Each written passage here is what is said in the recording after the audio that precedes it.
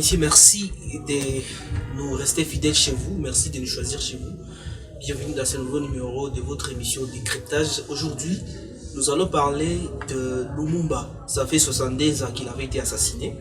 Et nous avons eu le plaisir de recevoir un panafricaniste, un Congolais, qui va essayer un peu de nous parler de la révolution, de tous les combats qu'a fait Lumumba.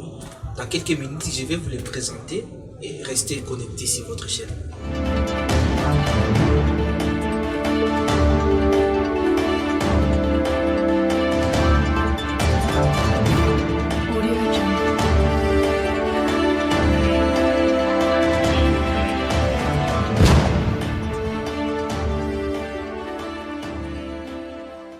Je l'ai dit dans l'introduction, j'ai le plaisir de recevoir Pharaon Imhotep. Si vous pouvez vous présenter les mieux plus que moi. Ouais, merci de l'invitation. C'est Pharaon Imhotep, Mouze Mukelo Lugizie, Mwami Wakalaga, Mukolo Musabuli Moulembere Catholique Anzera Sibomana. Et tout ça, c'est le nom. Ouais, c'est ça la C'est comme une chanson. C'est comme le président Mobutu, c'était Mobutu, c'est Koko Kungendu, Wazabanga, tout ça, c'est ça. Ça veut dire quoi? Tous ces noms ont une certaine importance et un rôle à jouer dans mon parcours sur la lutte et sur le devenir de l'Afrique. Quand on parle de Pharaon Imhotep, je me suis inspiré au savant égyptien, un grand savant égyptien qui a eu à concevoir la médecine au niveau mondial. Il était multisectoriel. Alors moi, comme j'exerce dans les domaines de la médecine, j'ai pris Pharaon Imhotep. Mukelo c'est le nom de la famille. Quand on parle de Mukulu Kilwa, ça veut dire l'arbre royal dans la structure du peuple Lega. Et quand on parle de Sibomana, donc tout ce que je fais, ça ne vient pas d'un homme, c'est de l'inspiration du bon, comme on dit en Guignaranda, Sibomana. Donc, Aïkoa Boudjouba. Donc, c'est un peu ça. Quand on parle de catholique Andira, ça veut dire c'est lui qui montre le chemin. À l'époque, en 1961, c'était une très mauvaise journée parce que c'est le jour où on a eu à éliminer le bien-être du peuple congolais et le bien-être des Africains à la personne du Saint Lumumba. Mais 62 ans après, avec tout ce que je suis en train de voir, moi, ça me réjouit et ça me fait chaud au cœur de voir que l'inoubliable n'a pas été oublié. Parce qu'ils ont cru qu'on allait l'éliminer physiquement et il serait complètement effacé. Et raison pour laquelle on a mis son corps dans l'acide pour qu'il soit complètement effacé. Mais son aura était beaucoup plus que sur sa personnalité. Et aujourd'hui, au niveau mondial, c'est célébré, c'est commémoré, c'est médité. Il y a des cultes qui sont organisés juste pour sa personne et sa personnalité. Moi, ça me va droit au cœur. Et c'est vraiment pour moi un honneur et une joie de continuer encore la lutte pour matérialiser tout ce qu'il nous avait laissé comme programme et comme prophétie. Et aujourd'hui, ça fait 72 ans. Pensez-vous que sa révolution, il a laissé une école aux Congolais, où les Congolais est devenu indépendants comme il voulait? En fait, l'indépendance, comme voulait le Saint Lumumba, c'est pas vraiment effectif. Donc, c'est pas vraiment à 100%. S'il faut qu'on puisse parler de l'indépendance aujourd'hui, c'est à peu près 5% de cette indépendance. Donc, ce que lui, il voulait, c'est le bien-être et de faire montrer au monde les capacités des Congolais et les capacités de l'homme noir. Le Saint Lumumba l'a bien dit, nous allons montrer au monde ce que peut faire l'homme noir lorsqu'il travaille dans la liberté et l'indépendance. L'indépendance a été nominale, mais sur le plan de la matérialisation, c'est pas encore effectif. Et il n'a pas laissé une école. Il n'a pas laissé une école malheureusement, mais avec son aura, comme je l'ai dit tantôt, il y a des lumumbistes à travers le monde, que ce soit en Afrique, que ce soit en Europe, même en Amérique et même au niveau de la Russie, pourquoi pas en Chine. Et aujourd'hui, les Congolais, est-ce qu'ils sont fiers d'être Congolais à travers le monde? Oui, c'est une très grande fierté d'être vraiment Congolais, d'appartenir au pays de Lumumba, parce que je me souviens d'un certain président de la Tunisie lors de la conférence de la francophonie, je crois que c'était en 2010 ou bien 2011. L'ancien président tunisien a dit ceci: pour moi c'est un honneur de me retrouver dans le pays de Lumumba. Parce que Lumumba, si je suis devenu président de la Tunisie, c'est grâce à Lumumba, au combat de cet homme qui m'a beaucoup plus inspiré depuis les années 60 jusqu'à ce que je devienne président de la République. Alors lui, un Tunisien, un Arabe, il était fier d'être sur le sol, le pays de Lumumba. Et pour la plus forte raison, moi qui suis lumumbiste spirituellement et idéologiquement, c'est une très grande fierté.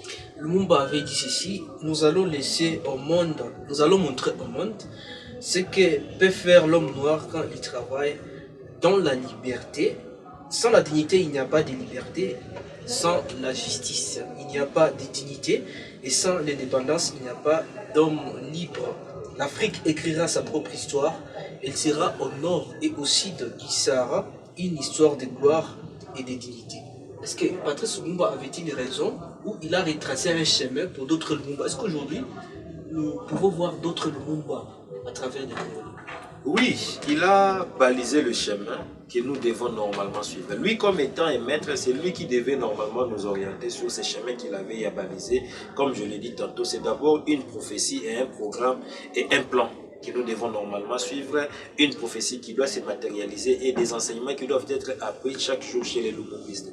Malheureusement, lui qui était Premier ministre de ce pays, de ce Congo, la classe politique ne suit pas vraiment les idées de notre Saint Lumumba. Et c'est ça les combles. Après Lumumba, il y a eu plusieurs premiers ministres, il y a eu même des présidents, mais aucun de ces présidents ne suit à 100% les idéologies de Lumumba. Et quand je l'ai dit, l'ancien président tunisien, il se réfère comme étant un vrai Lumumbiste. Pour lui, piétiner, mettre ses pieds dans le pays de Lumumba, c'est une aubaine, c'est une chance. Et les politiciens n'ont pas vraiment à suivre les traces de Lumumba. Parce qu'ils sont en train de faire les volontés de ceux-là qui n'ont pas voulu que Lumumba soit vivant. De ceux-là qui ont voulu que l'idéologie de Lumumba soit effacée, les prophéties et les enseignements de Lumumba soient effacés. Et c'est ça les combles. Il y a ce qu'on appelle une incompatibilité entre les volontés des impérialistes et des colonisateurs et les volontés de notre Saint Lumumba. Et nous sommes en train de se battre jusqu'à ce que les véritables politiciens qui vont suivre l'idéologie de Lumumba puissent être au pouvoir et matérialiser les enseignements et l'idéologie de Lumumba. Il avait dit encore, je le cite, je sais et je sens au fond de moi-même que tôt ou tard, mon peuple se débarrassera de tous ses ennemis intérieurs et extérieurs, qu'il s'élèvera comme un seul homme pour dire non et pour reprendre sa dignité sous un soleil pire. Là, il fait allusion à tous les ennemis que nous voyons aujourd'hui. Nous citons le Rwanda, que nous considérons comme ennemi parce qu'il nous agresse. Qu'est-ce que vous pouvez dire? Est-ce qu'il avait-il raison? Comment les Congolais vont faire pour récupérer sa dignité? Vous savez, la dignité à la Congolaise voulue par le Saint Lumumba, c'est beaucoup plus l'enseignement de ce que nous sommes. Vous venez de citer le pays voisin, le Rwanda, comme étant parmi les ennemis externes, matérialisés, bien marionnettisés par les impérialistes, qui malheureusement, ça va très mal finir pour eux. Là, je les prophétise au nom de notre Saint Lumumba. Il a parlé des ennemis internes. Vous savez, au niveau du Congo, il y a de ceux-là qui n'aiment pas les Congos. Ils sont congolais par nom, mais ils n'aiment pas les Congo. Des traîtres. Et ils doivent se référer d'une chose. S'ils deviennent des traîtres pour les comptes des autres, les impérialistes, mais tous ceux-là qui sont à l'extérieur du Congo, ils veulent être des Congolais. Les impérialistes veulent du Congo sans les Congolais. Ça a commencé depuis la conférence de Berlin. Ils se sont mis là en train de parler du Congo sans les Congolais. Et avec leur politique d'exterminer la razzia, on a fait déplacer plus de 300 millions de Congolais, de 1506 à 1848, rien que pour qu'ils puissent occuper ces Congos. Et la conférence de Berlin a été la matérialisation qu'eux, ils voulaient pour diriger les Congos sans les Congolais. Donc, tous les Occidentaux, tous les impérialistes veulent devenir des Congolais, mais ce ne sont que les Congolais qui n'aiment pas être des Congolais, parce que l'histoire du Congo est liée à l'histoire de l'univers et du monde. C'est avec l'histoire du Congo qu'il y a eu la conférence de Berlin. Le Congo a existé dans le 15e siècle avant les États-Unis. Diego Cao a quitté le Portugal pour venir s'inspirer du Congo et apprendre du Congo. Et il y a eu plus ou moins 5 siècles d'apprentissage. En première lieu, il y avait des explorateurs avec Diego Cao et les autres. En deuxième lieu, il y avait des Stanley et les autres. Donc, eux là, ils ne font qu'apprendre les Congos. Mais les Congolais lui-même, on ne lui a pas appris les Congos. Et c'est ça les Congos. Lorsque le Saint Lumumba dit que l'histoire du Congo sera enseignée par les Congolais et faite par les Congolais eux-mêmes. Vous voyez, avec ça, c'est déjà tout un programme de l'enseignement.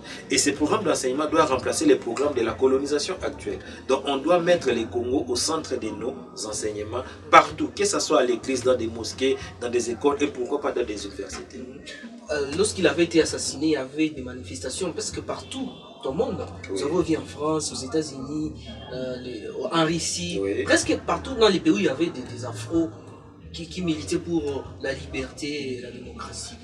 Est-ce qu'aujourd'hui, au Congo, est-ce que ce genre de combat existe toujours? Parce que nous voyons toujours les jeunes de mouvements citoyens qui commencent petit à petit à emprunter les pas pour exiger la liberté.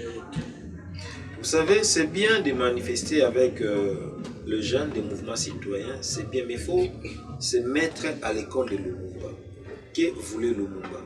Je vais vous relater une chose. Tout le monde parle du 4 janvier 1959.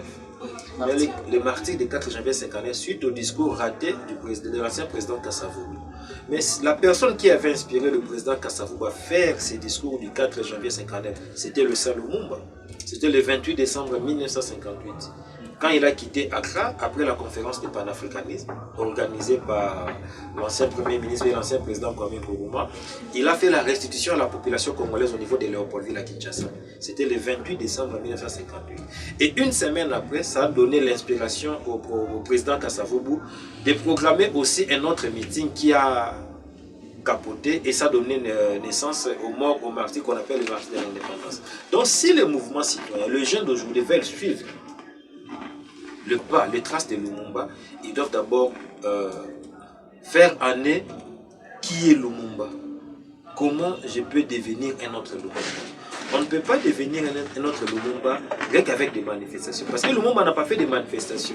Moi, je me pose toujours la question, qu'est-ce qui a poussé le Saint Kwame Nkrumah, l'ancien président du Ghana, à repérer Lumumba qui n'était pas à Kinshasa? Kinshasa à l'époque c'était Léopold, mais il était au niveau de Stanleyville qui Kisangani. Lui il était agent dans une brasserie de la place. Donc c'était ça son aura. Et pour lui, pour nous plutôt, et pour les jeunes, le Saint Lumumba doit être pour nous des limons, des sources d'inspiration pour bien mener la lutte. Il ne suffit pas de marcher sur la rue, il ne suffit pas de manifester. Et après, qu'est-ce qu'il y a? Il y a un plan, il y a un programme qui doit se suivre pour que nous puissions matérialiser cette indépendance comme il s'est fait. Aujourd'hui, on peut dire que Lumumba a été honoré presque partout dans tous les pays.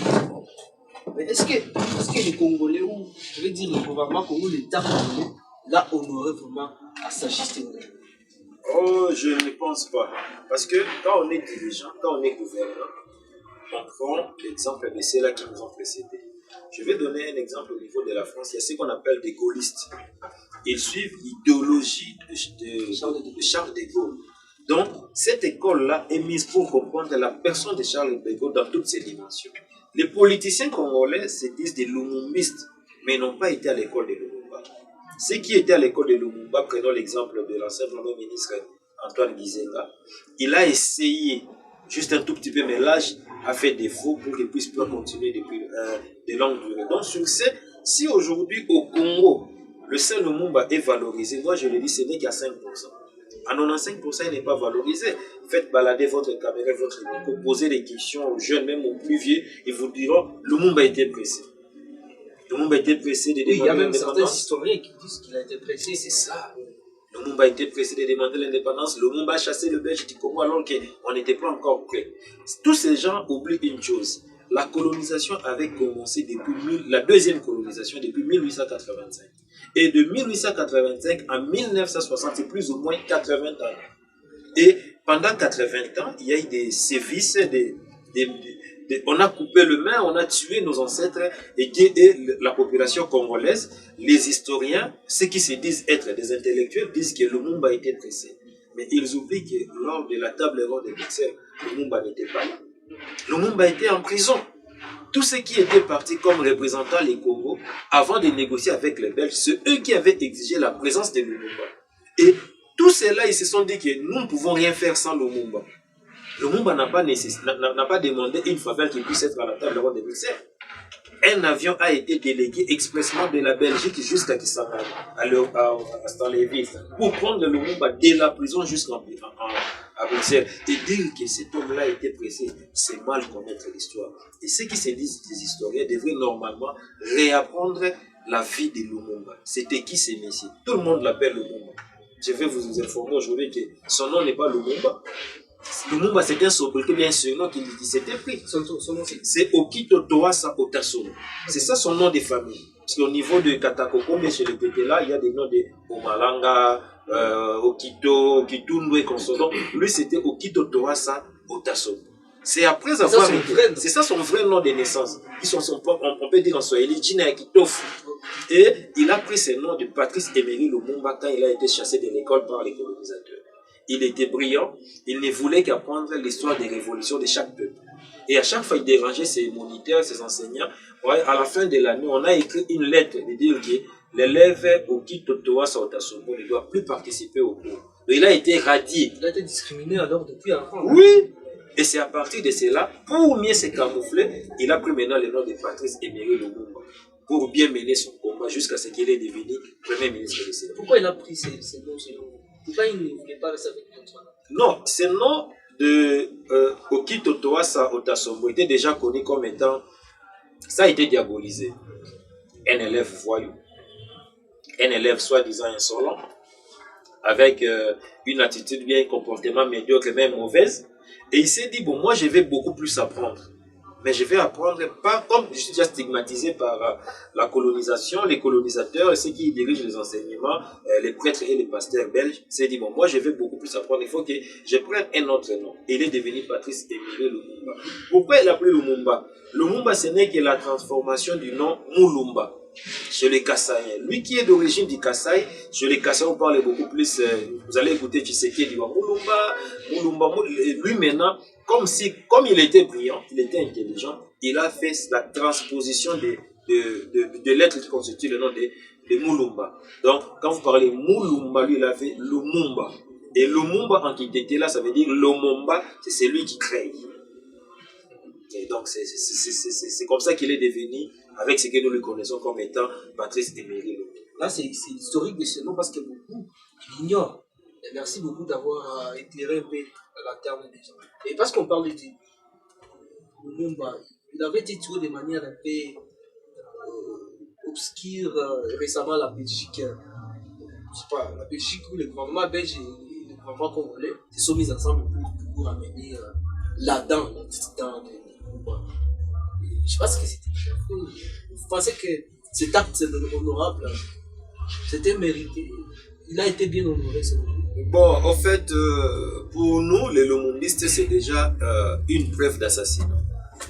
Lorsque on nous dit que, parce qu'en 1961, le 17 janvier, ça a été déclaré qu'il a été tué par la population de cet endroit, au niveau du Katanga. Oui, c'est ce qui a été dit. Et il paraît que son corps a été mis dans l'acide, broyé, complètement perdu. Mais curieusement, on nous amène une dent, on montre que c'est la dent de Lumumba. C'est déjà une preuve.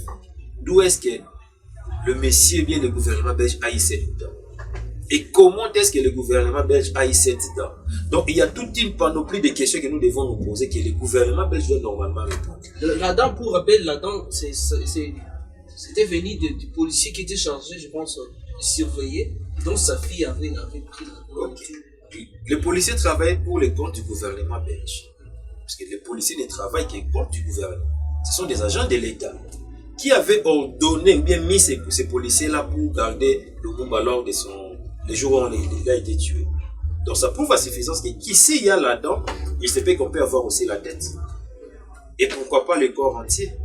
Et on se pose la question, Lumumba qui a été tué au Katanga, comment est-ce que la dent s'est retrouvée au niveau de Bruxelles, au niveau de la Belgique, chez les policiers?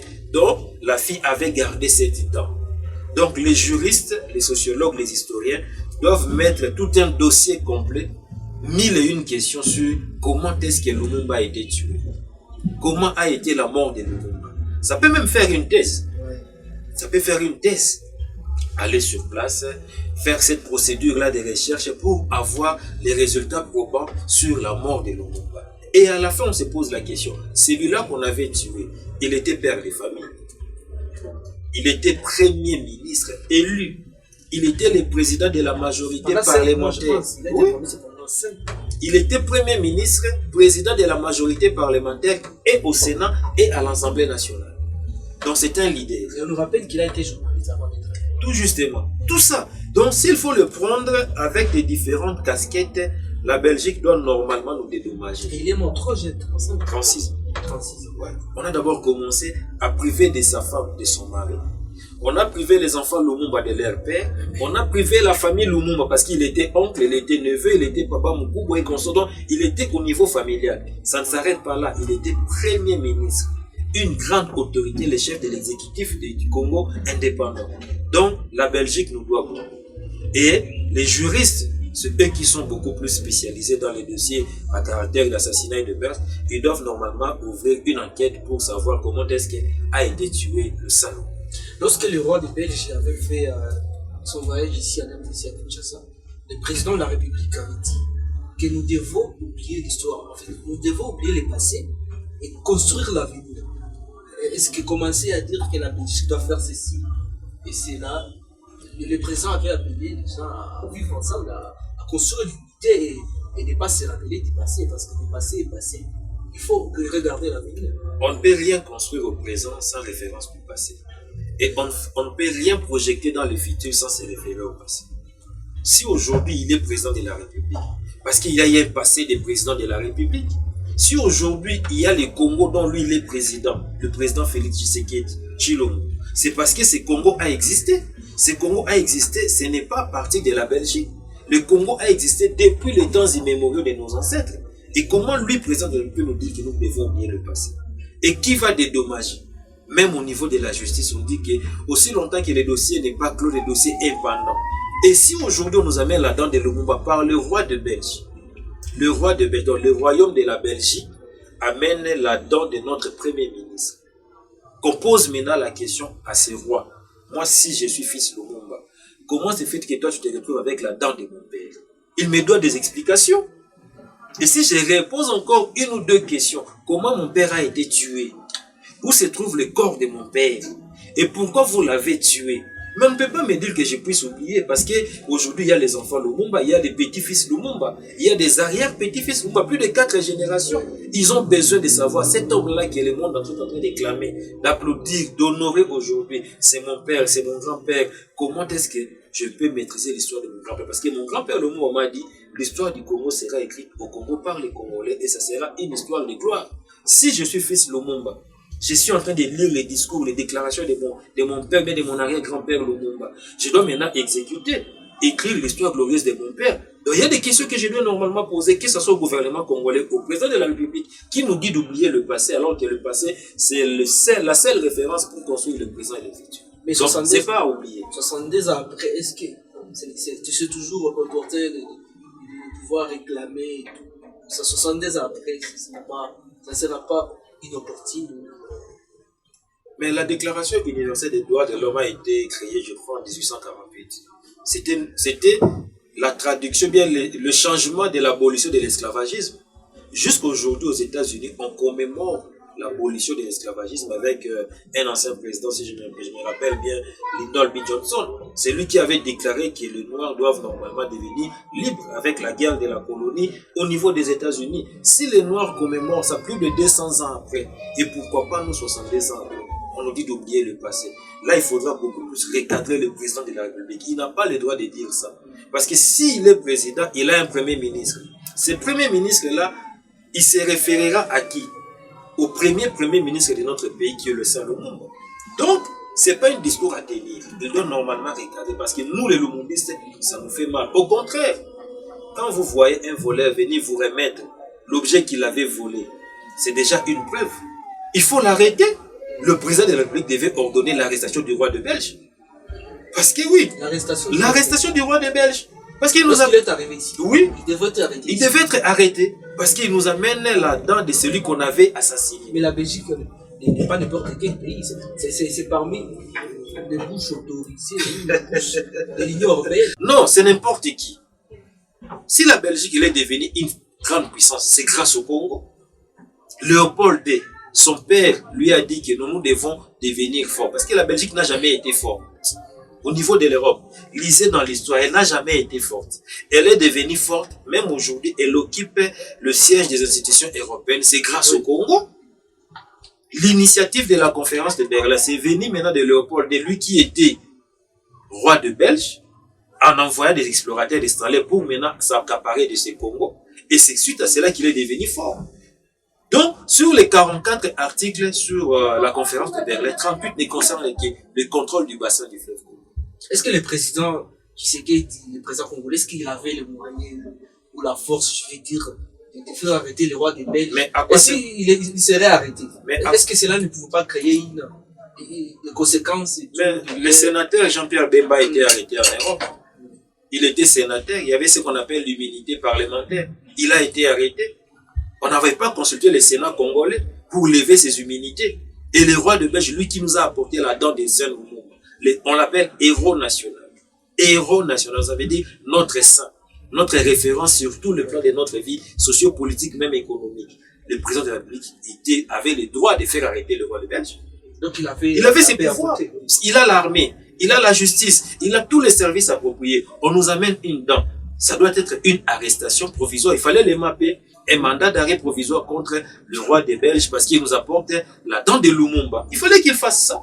Et c'est comme ça que nous allons devenir forts. Nous devons assumer. On doit quitter cet état d'être des fils devant les Belges et leur clamer. Non, non. Ce sont des assassins. Ils doivent normalement payer compte tenu de la mort de notre Saint-Louis. Je rappelle ce qu'avait dit le jour le président français dans une conférence, je pense, dans un pays africain, où il dit aux jeunes africains que nous ne sommes pas...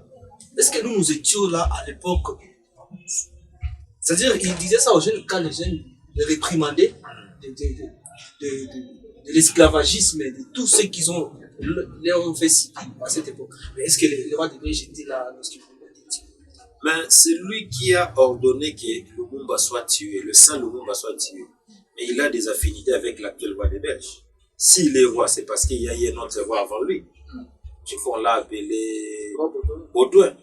Il y a Baudouin Ier, Baudouin II. Qu'on rentre seulement à l'histoire. Qui était le roi à l'époque de la mort de Lumumba? C'est cette même famille. C'est cette même famille. Parce que la royauté, c'est le père en fils et consort. C'est cette même famille. Si la Belgique, en 2010, aille à reconnaître la responsabilité morale de la mort de Saint Lumumba, ça ne se limite pas par là. Parce qu'ils avaient même demandé pardon. Ils avaient pas, alors tout justement. Pourquoi avoir demandé pardon? Si vous n'avez rien fait, moi je ne t'ai rien fait, je n'ai rien fait à notre caméraman, pourquoi je dois le demander pardon? Qui ne dit mon consent? Il faut pardonner. Non, non, non, on doit d'abord réparer. C'est d'abord la réparation qui est nécessaire. Parce qu'on nous a privés d'un grand leader, d'un grand visionnaire qui avait une grande vision pour ces Congo. Il le disait toujours, le Congo est grand et demande à nous la grandeur. Lui, il savait le contenu de cet enseignement sur la grandeur du Congo. Quand vous parlez de réparation, comment la Belgique, quels sont les mécanismes que la Belgique devait mettre en place afin de soulager les Congolais qui ont besoin, que le monde soit honoré, que la Belgique paye pour ses armes? C'est à nous d'être forts et d'exiger à la Belgique de nous payer. Les juristes, les magistrats, les avocats. Obliger à la Belgique de nous payer. Vous payez comme tu payez. Mais je parle comme étant le descendant de quoi, en termes de comment payer. Si le Congo a été une colonie de la Belgique, mais l'égalité pour mieux nous payer, que la Belgique devienne une province du Congo. Mais oui, vous êtes sûr. Mais pourquoi pas? Et comment est-ce que le Congo était devenu une province de la Belgique? On a appelé le Congo belge. Donc, le Congo des Belges. Ce n'était pas le Congo des Congolais. Aujourd'hui, les Congos et les Congolais, ils doivent normalement nous payer. Donc, avec une somme faramineuse pour réparer la famille biologique de Lumumba, la famille politique de Lumumba, l'Assemblée nationale, le Parlement, le gouvernement et tous les Congolais. Il faut que la Belgique devienne une province. Oui, oui. Mais ça, ce n'est pas rentrer dans l'histoire. Alors que le monde évolue. Le monde n'évolue pas. Les Juifs, ils commémorent chaque fois ce qu'on a appelé en 1945 ce que Hitler avait fait. Le Rwanda, ici à côté, commémore les génocides rwandais. Il y a même un mémorial sur ça. Parce que les Rwandais se sont référés au peuple juif qui a été massacré par Hitler. Et nous, aujourd'hui, on a massacré le Rwanda. Ce n'était pas seulement le Rwanda. Il était accompagné des ministres. Il était accompagné des sénateurs. Oui, un premier ministre chef du gouvernement, un sénateur et des ministres en fonction. Ils étaient en fonction tous. On a privé toutes ces familles. C'est-à-dire, vous voulez utiliser la côte d'Amurabi et pour aider à Bourdon. C'est ce qui est toujours là. Vous n'allez pas vous rendre à la justice et dire que non, moi j'étais tapé, dire que non, que je te pardonne. Non. Si c'est un coup et blessure volontaire, on doit me condamner pendant combien de temps? Vous ne craignez pas les répercussions qui peuvent dire. Nous qui sommes des lumumbistes, on ne craint rien. Parce que je me souviens d'un certain leader au niveau de l'Europe, il disait la mort n'est rien. Vivre vaincu et sans gloire, c'est mourir tous les jours. On doit normalement honorer la mémoire de notre Saint. advienne que pourra. Merci beaucoup, Monsieur Pharaon Imhotep. Nous sommes ravis de ces explications un peu riches que vous venez de donner par rapport à Lumumba.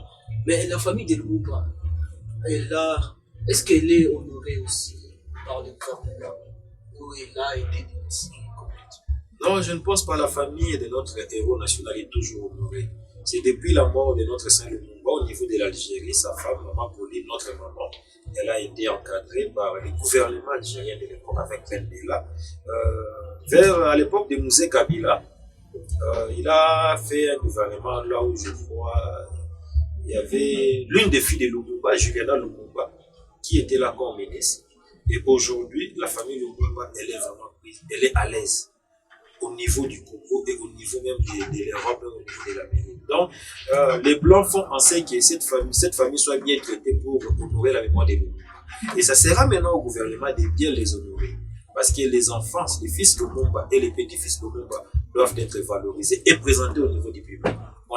Il y a des gens qui n'ont pas connu le Saint Lumumba physiquement, mais ils peuvent le voir à travers les enfants, la descendance des Lumumba. Parce que nous parlons de Lumumba qui avait réclamé l'indépendance de la RDC aujourd'hui, ça fait 62 ans. Ça va faire aussi 63 ans depuis que la RDC a signé son indépendance, parce que la RDC est indépendante. Non, elle n'est pas indépendante. En quoi nous sommes indépendants? En quoi? Parce que l'indépendance est une grande notion à émietter, bien à saucissonner. L'indépendance spirituelle, indépendance politique, indépendance économique, indépendance financière, indépendance du travail, indépendance des enseignements. Donc c'est tout un mécanisme que nous devons mettre en place pour être véritablement indépendants. Prenons l'exemple. Le général Janssens, qui était à l'époque le chef d'état-major de la force publique, a dit avant indépendance égale après indépendance. Mais avant l'indépendance, on n'avait aucun officier noir. C'est grâce au Saint Lumumba. Si le FARDC existe aujourd'hui, à l'époque c'était le FAC, FAZ, ANC, consort, c'est grâce à Lumumba. Puisque Lumumba a pris Mobutu qui avait quitté l'armée pour le faire colonel et chef d'état-major. C'est grâce à Lumumba que nous avons des officiers aujourd'hui noirs, les colonels. On dit que Lumumba a été trahi par Mobutu. Mais c'est ça les combes. Comme Sankara a été trahi par tout justement. Mais à un certain moment, Mobutu il a regretté. Parce que le 17 janvier 1966, parce que si aujourd'hui, le 17 janvier, nous parlons que cette journée est chômée et payée, l'instigateur, l'auteur de cette journée, c'est l'ancien président Mobutu. Ça a commencé le 17 janvier 1966. Il a commencé à comprendre qui était Lumumba, la personne que moi j'avais trahi. Et après avoir appelé Lumumba, il a regretté, il a dit il faut que je puisse l'honorer. Il a instauré la journée du 17 janvier de chaque année comme étant journée chômée et depuis 1966. Mais depuis cette époque, est-ce que les autres présidents l'ont tous les présidents honorent cela. Tous les présidents. Lui-même, Mobutu, il honorait cette journée. Mouzé Kabila, n'en parlons même pas parce que lui, c'était un Lumumba réincarné. Joseph Kabila, c'est l'ancien président qui nous a quittés, honoré. L'actuel président, il est en train d'honorer un pas en avant et un pas en arrière. Un pas dedans, un pas dehors. Aujourd'hui, c'est la journée là où on commémore la mort de notre héros. C'est lui le père de l'indépendance. Mais le président n'est pas au pays. Il est en Suisse. Qu'est-ce qu'il est allé faire? Il y a le premier ministre qui est là. Il a représenté. Le président doit être là. Vous savez, quand on va honorer de tels esprits, ça porte encore une bénédiction. Nous sommes des Africains. La bénédiction du parent, ça ouvre les portes. Il devait être là. Si ce n'était que moi, il devait normalement aller faire sa prière là où on a mis la dent de nous. Madame, Messieurs, c'est la fin de cette émission. J'ai eu le plaisir de recevoir Pharaon Imhotep, un grand panafricaniste de l'Afrique du Goma. Il nous a parlé un peu de l'histoire de Lumumba, son nom, son origine, qui est sa femme et tout le reste. À vous tous, je vous dis merci de nous avoir suivis du début jusqu'à la fin. Je vous fixe un prochain rendez-vous très prochainement. Merci d'avoir été des nôtres. Au revoir.